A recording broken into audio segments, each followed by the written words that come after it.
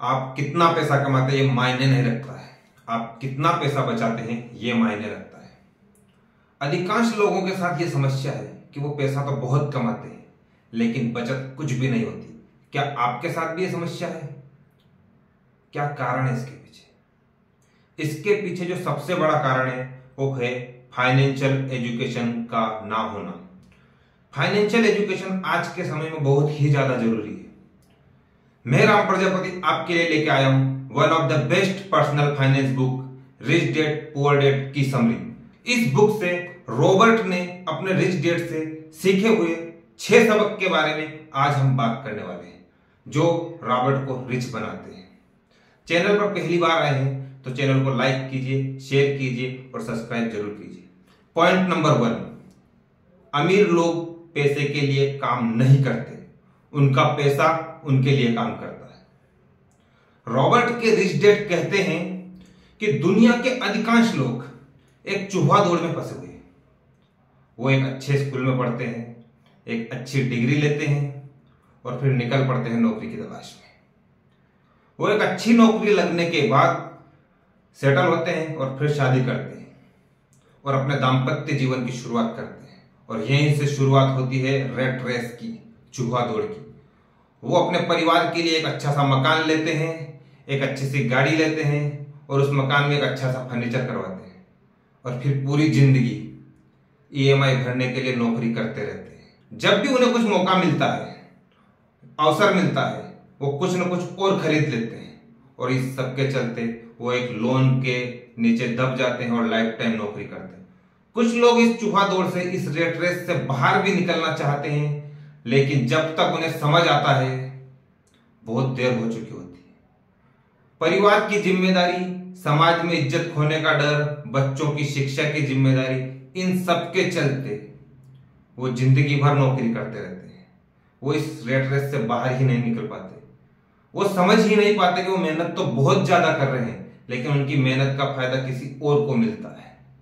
वहीं पर जो रिच माइंडसेट के लोग होते हैं वो बहुत जल्दी ये समझ जाते हैं कि पैसे से कैसे काम करवाया जाए, पैसे को कैसे काम पे लगाया जाए, जो हम आगे के पॉइंट में सीखेंगे।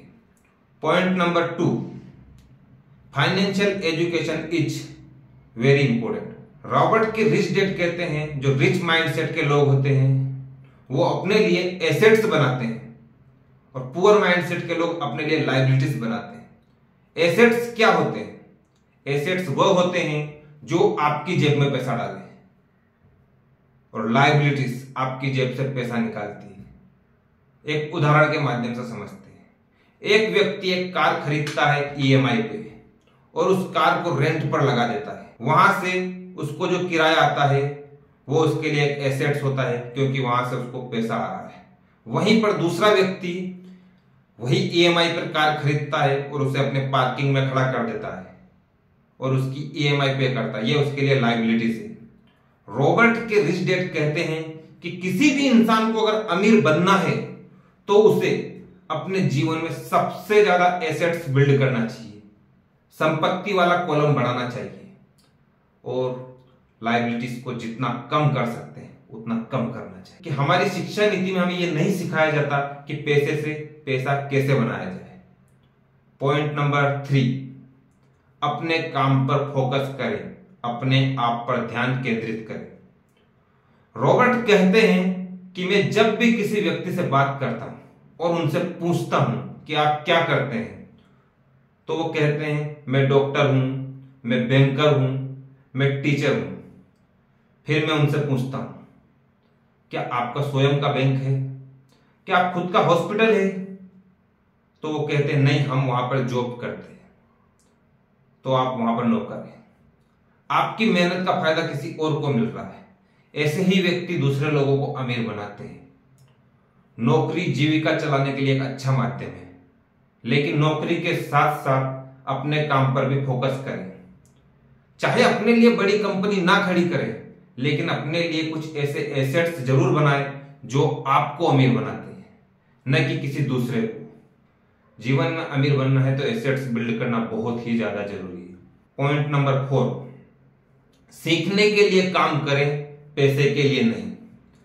रॉबर्ट कहते हैं कि गरीब और मध्यम वर्गीय लोग हमेशा पैसे के लिए काम करते हैं, वो सीखने के लिए काम नहीं करते हैं।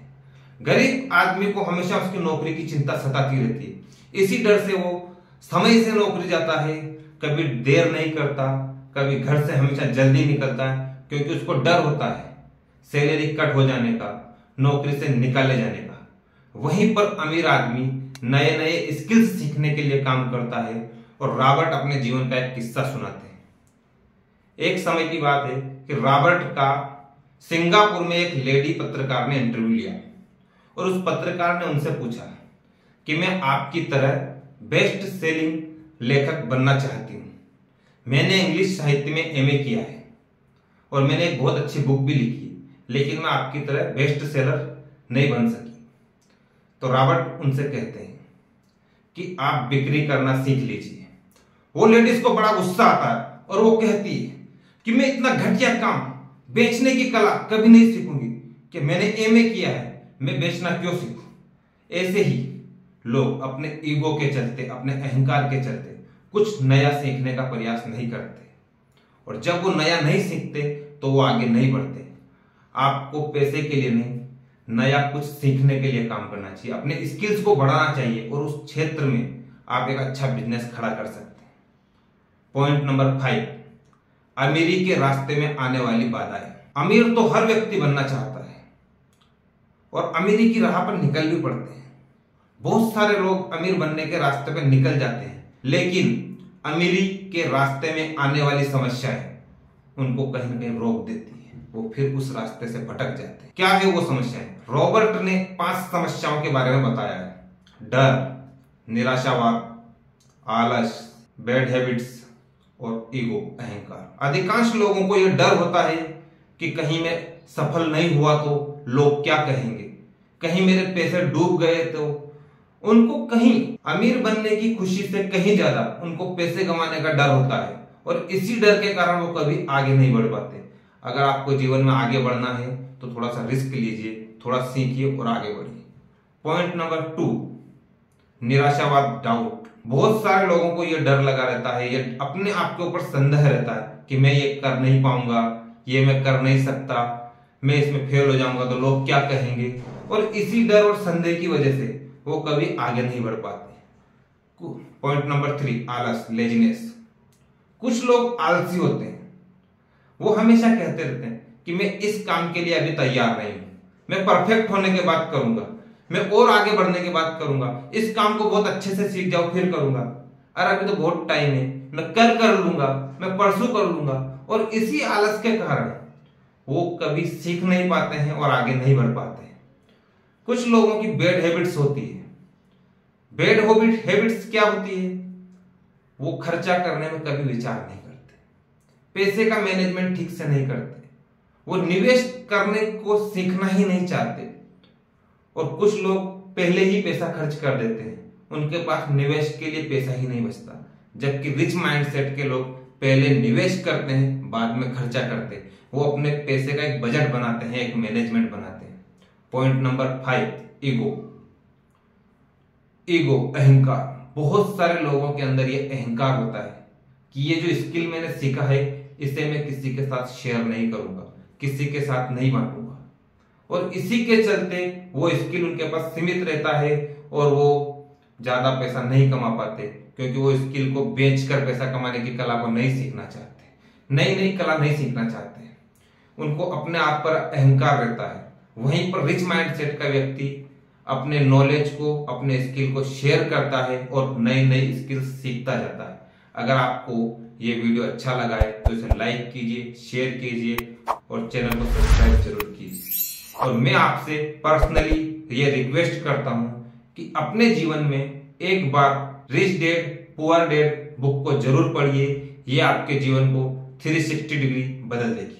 धन्यवाद, जय श्री राम। मिलते हैं अगले वीडियो में। Thank you.